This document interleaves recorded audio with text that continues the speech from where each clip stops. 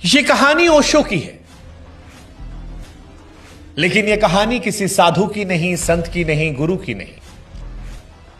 यह कहानी उस इंसान की है जिसने इंसान को सबसे असहज सवालों के सामने खड़ा कर दिया। वो सवाल जिनसे आप और हम बचते हैं। इसलिए नहीं बचते कि जवाब नहीं आते, बल्कि इसलिए बचते हैं क्योंकि जवाब अगर सच में मिल जाए तो फिर हमारी बनाई हुई पूरी जिंदगी हिलने लगती है।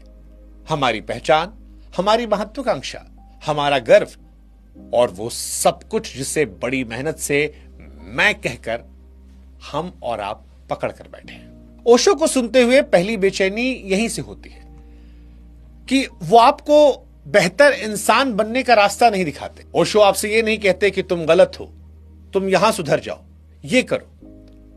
वो बस इतना करते हैं कि जो जमीन पर आप खड़े हो उस जमीन को वो हिला देते हैं। और जब जमीन हिलती है तो सवाल यह नहीं होता कि अब आगे जाना कहां है, सवाल यह बनता है कि अब खड़ा कैसे रहा जाए। ओशो कोई जवाब देने नहीं आए थे, वो सवाल पैदा करने आए थे। लेकिन ओशो के सवाल परीक्षा के सवाल नहीं थे, वो किताबों वाले सवाल नहीं थे। ये वो सवाल थे जो दिमाग को तेज नहीं कर रहे थे, बल्कि दिमाग को चुप कर दे रहे थे।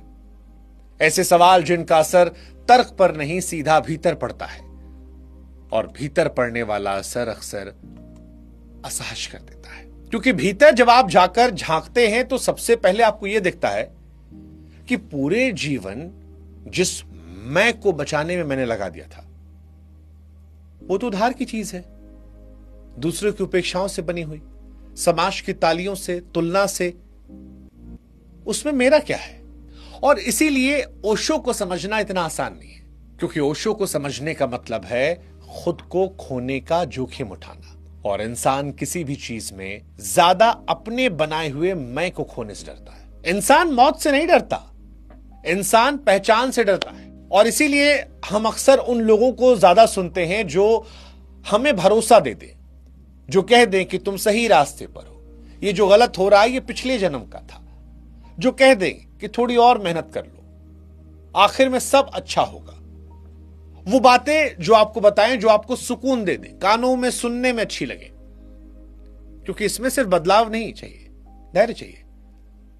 ओशो इसके उल्टा करते हैं। ओशो कहते हैं कि शायद रास्ता गलत है, शायद मंजिल जो है वही झूठी है, और शायद जिस कुछ बनने की दौड़ में तुम पागल हो वही तुम्हारी बेचैनी की जड़ है।